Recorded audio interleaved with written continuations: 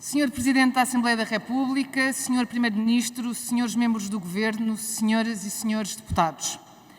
Estamos a dias de celebrar o quinquentenário do 25 de Abril e a pouco mais de um ano de celebrar os 40 anos da assinatura do Tratado de Adesão à Comunidade Económica Europeia, a 12 de junho do próximo ano.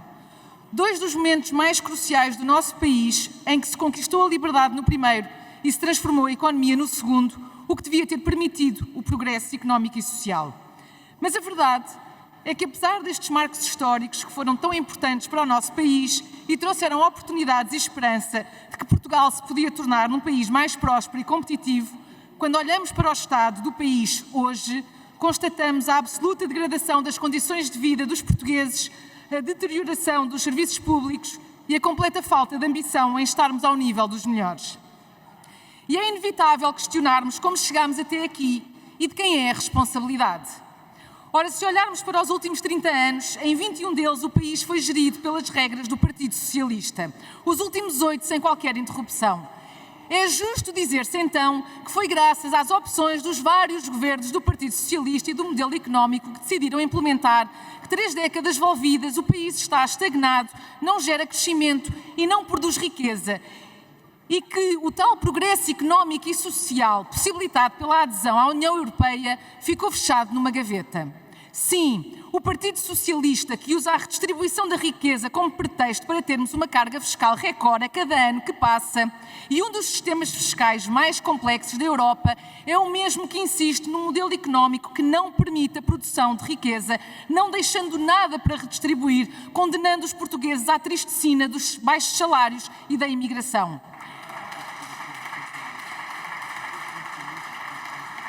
O Partido Socialista, que se orgulha de ter deixado os cofres do Estado cheios, é o mesmo que asfixiou as pessoas e empresas em impostos, que estrangulou a classe média e que atirou 1 em cada 4 jovens para o desemprego e, dos que têm emprego, a grande maioria ganha menos de 1.000 euros por mês. O Partido Socialista, que tanto se orgulha de ter subido o salário mínimo nos últimos 30 anos, é o mesmo que permitiu que o salário médio subisse apenas 25%, nivelando todos por baixo e fazendo com que 1 em cada 3 jovens não tivessem alternativa senão emigrar. O Partido Socialista, que se intitula como o paladino do Estado Social, é o mesmo que permitiu que 4 milhões de portugueses estejam em risco de pobreza antes de prestações sociais e 2 milhões continuem em risco de pobreza após o pagamento das prestações sociais. O Partido Socialista, que nacionalizou a TAP, pagando mais de 3.000 milhões de euros e que mantém 148 empresas no setor empresarial do Estado a dar prejuízos elevados, é o mesmo que agora critica descidas de IRC, juntando-se aos gritos da extrema-esquerda de que o lucro é um pecado. Não nos deixemos enganar. O problema do país não são os lucros das empresas, o problema do país são os prejuízos. O problema do país não são os ricos. O problema é termos tido políticas de esquerda a ditar o rumo do país e a tornar todos cada vez mais pobres. E só a pequenez e a inveja podem justificar a insistência nesta perseguição ao lucro e à riqueza, quando deveríamos todos querer que as empresas tivessem cada vez mais lucros e as pessoas tivessem cada vez mais riqueza. Por isso,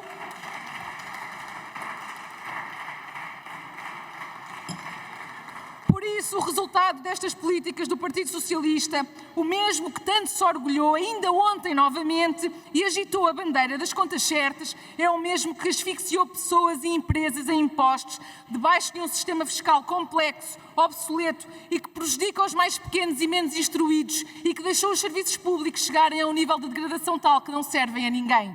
Na saúde, o modelo centralizado no Serviço Nacional de Saúde não dá resposta às pessoas, não responde a quem não tem médico de família e sabemos que 1,5 milhão de portugueses não o têm, não responde a quem está à espera de consulta ou cirurgia, não responde às grávidas, não responde aos profissionais de saúde, mas acima de tudo não responde aos que não têm alternativa, aos mais carenciados, àqueles que o Partido Socialista tanto diz proteger, mas que na hora da verdade deixa completamente entregues à sorte.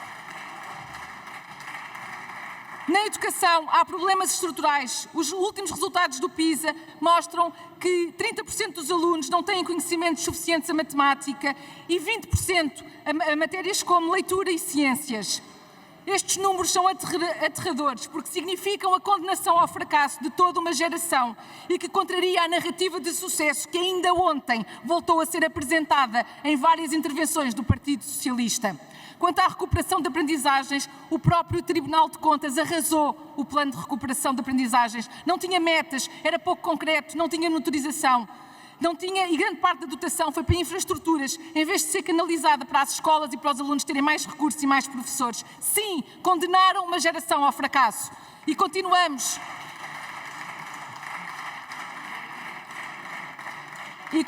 a ter alunos sem professores ano após ano. É a falência do nosso sistema de ensino, aquele que é um dos principais pilares da nossa sociedade, que devia permitir a igualdade de oportunidades.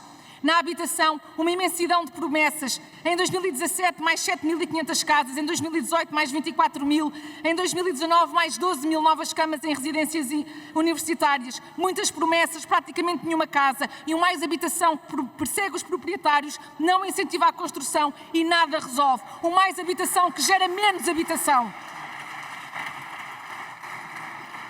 Senhoras e senhores deputados, fica assim feita a descrição do estado do país. Este modelo económico que a esquerda tanto defende é um modelo assente em mais Estado para perpetuar o socialismo, menos liberdade para perpetuar a dependência.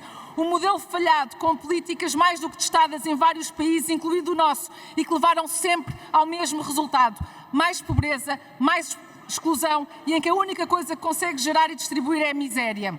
Com o resultado das eleições do passado dia 10 de março, abriu-se um caminho para alterar o estado do país, uma oportunidade que não pode ser desperdiçada para fazer as reformas necessárias e urgentes para o país, para dar resposta às necessidades das pessoas e as tirar da trajetória de empobrecimento em que se encontram e para permitir que as empresas cresçam, que o mercado se torne mais competitivo para atrair mais investimento estrangeiro.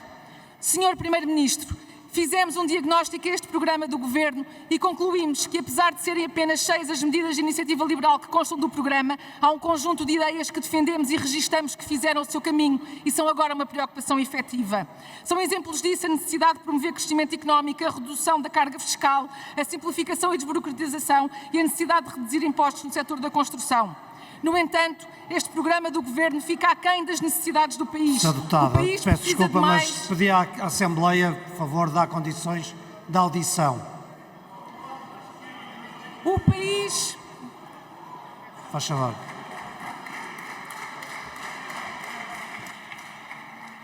O país precisa de mais, os portugueses precisam de muito mais. Os portugueses precisam de alívio fiscal. Percebemos a importância de reter o talento e contrariar o ciclo da imigração jovem, mas não nos podemos esquecer de todos os outros portugueses, nem tão pouco é justo que o façamos. Os maiores de 35 anos enfrentam também constrangimentos brutais no seu dia-a-dia e o alívio fiscal que vão sentir é claramente insuficiente para que consigam prosperar, em que a ambição do crescimento do salário médio é pouca ou nenhuma. Na habitação ficam isentos de IMT na compra de primeira casa aos jovens. Esqueceram-se que as necessidades das pessoas mudam. A decisão de ter mais filhos ocorre muitas vezes já depois dos 35 anos e para estes a carga fiscal na compra de casa continua a ser brutal. Ninguém entende esta discriminação que só vai criar mais complexidade e iniquidade na procura de casa.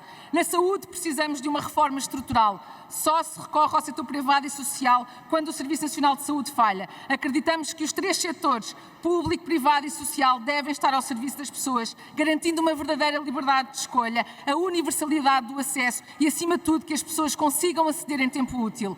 Além disso, não há referências expressas ao regresso das parcerias público-privadas, algo que inclusivamente foi prometido durante a campanha eleitoral. Mais uma vez, neste ponto também, o programa fica aquém das necessidades. No IRC é fundamental haver uma descida substancial e imediata, garantindo que o regime fiscal se torne competitivo como forma de atrair mais empresas estrangeiras. O crescimento económico é a forma mais eficiente de combater o desemprego, os baixos salários e a pobreza. E esse crescimento económico só surge com uma economia competitiva que atrai mais investimento. Senhor Primeiro-Ministro, senhoras e senhores deputados, termino com um apelo. Depois de tantas décadas de estagnação, de tantas gerações fustigadas por crises económicas de diversas origens e naturezas, pandemia e guerra, que não haja receios nem tibiezas em implementar um novo modelo económico competitivo e emancipador que permita pôr o país a crescer e a funcionar. Um modelo amigo de mulheres e homens livres que permita que as pessoas façam as suas escolhas, assumam riscos, possam empreender, que possam subir na vida pelo seu trabalho e que não estejam condenados à precariedade, aos baixos salários e à imigração.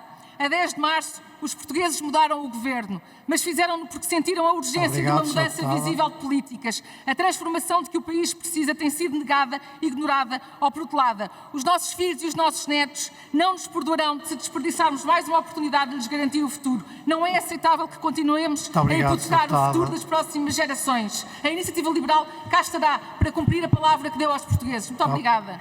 Muito obrigado, Sr. Deputada. Para uma intervenção